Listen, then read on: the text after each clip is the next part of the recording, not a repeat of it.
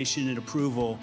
Michael Barr, the vice chair for supervision at the Federal Reserve System, they're talking about stablecoin. The only stablecoin I know is when somebody has a full-time job in the House. But there we are, Mr. Barr talking about the upset of the moment. Welcome to Bloomberg Surveillance Crypto. We do this with Kaie Greifeld, and I got a number of ways to go. Let's bring up the chart of Bitcoin right now.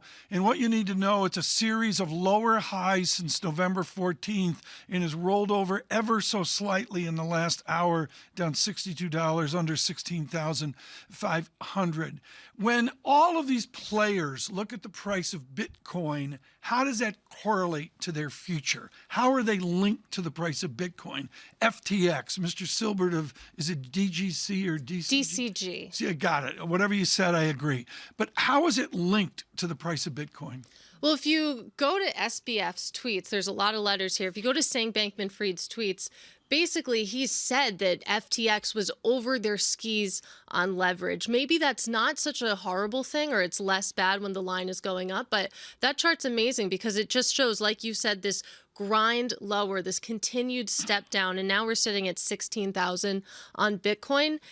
It's a lot easier to sort of cover up brewing ills in a bull market when the lines are going up. Obviously, that's not happening anymore. You and your colleagues published on Mr. Silbert last night. This is really important, folks. This guy is not SBK. He's not dashing around talking to Tom Brady. This gentleman from Connecticut out of Emory University, and all of a sudden, Barry Silbert's called into question. What do you mean by that? Well, think about what happened at Genesis. So DCG, that is the parent company. It's one of the biggest, most important empires in crypto that isn't really talked about much in mainstream media because unlike SBF, unlike CZ over at Binance. See how she just insulted me calling me mainstream media? Let's continue. I've spent too much time on Twitter. I'm sorry. But basically, Silbert controls what was a $10 billion crypto empire. They raised money at that valuation just last year. But yesterday, sort of the crown jewel in the empire, that's Genesis. It's a crypto lender. It suspended withdrawals. Which, do you expect news from Genesis this morning? I mean, all the focus, the media focus is on, is it SBK? SBF. SBF. Okay, that's a publishing company out of Los Angeles. Excuse me.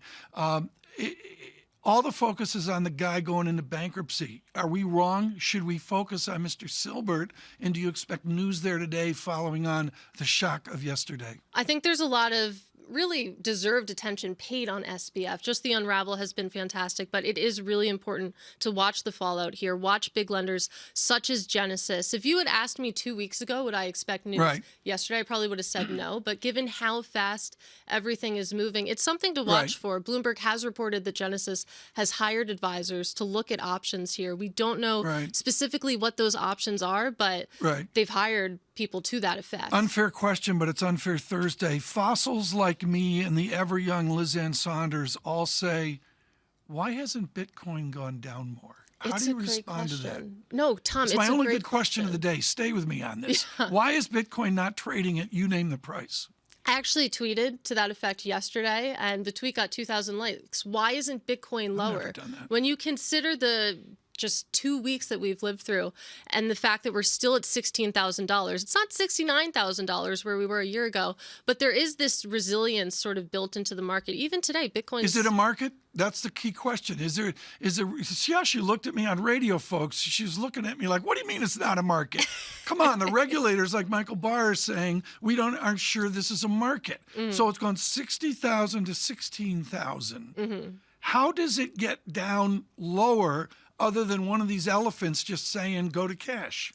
Well, that's who's left. It's those elephants. It's those whales. That's the answer I keep getting when I ask people, how isn't Bitcoin falling more? It's that everyone who would have sold has already sold. And all you're left with is these big accumulators, sort of these big hardcore believers who aren't going to sell at this point. I mean, maybe they bought into Bitcoin when it was $7, or it's these big institutional players. And until you see one of those chips fall, I mean, you're pretty much out of floor. Rachel from West Lafayette emails in. She must be Purdue University. And Rachel asks, what about the Winklevi? I mean, that's all anybody knows. These people like me, dumb, we focus on the Winklevi, and they're linked in to Genesis, and Mr. Silbert? They are. So that was, again, one of the ripple effects from FTX through Genesis into Gemini. There's a lot of letters. There's a lot of G names, too. Something to think about. But it's the Winklevi twins. Yesterday, they had this product on their platform, Gemini, called Gemini Earn, which basically. Come on, now you're going to get me going. But that was their This problem. is family television. Because their big problem was that one of their huge counterparties was Genesis. As far as we know, the site's up and running, but that's again. I'm going to talk like not me, folks, but this is the critics out there, including Noel Rubini. If you give me your money, we can monetize Bitcoin and make 8% or 10%. That's the game, right? Yes. How do you regulate that? I mean, some, not me, but others would say scam. Those of a certain vintage would say executive life, 1970, whatever, 14% annuities. What's the difference here? I'm going to make 10% on BitDog. Well, again, when you strip it down the way you just did, it sort of exposes it as lending money in a circle. I would understand how that's hard to regulate. I'm not a regulator. We call that the American government. Continue. But again, it gets back to the point I made at the beginning. When the line is going up, that works to of lend money in a circle. When you are looking at an 80% drawdown in a year and just the price of Bitcoin, there's other smaller coins that are down much more dramatically than that. That gets harder to do. Those returns just aren't there. You're hit with the liquidity issues that we're seeing rippling through the space right now. Unfair question. Let's finish with this. Katie Greifeld, 16,470. Where in your head is a tip point, a dispersion point where this unravels? Is it 15? Is it 9? Is it 12? Do you have a number in your head, or our experts have in their head? I don't have a number. I would say when we get to the single digits or below that 10K level, maybe that's where it gets interesting, because this market loves big round numbers for better or worse. There seems to be some important, I don't know, stops set up there when I talk to people. So we'll see. But as I said, you would have thought it would be down a lot more. Did I do okay there? That was good. I think when you're on, good. I get so much hate mail. It's like, Stop it. I mean, Farrell gets all these love notes, and I get nothing. Every time you're on, I get absolutely crushed. Are you publishing today seriously, Mr. Silbert?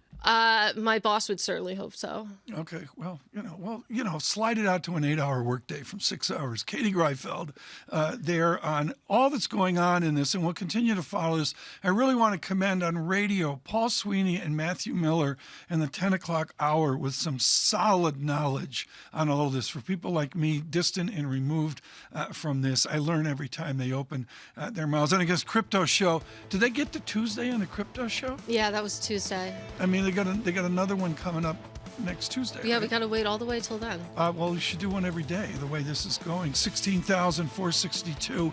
The markets have deteriorated through the morning. SPX negative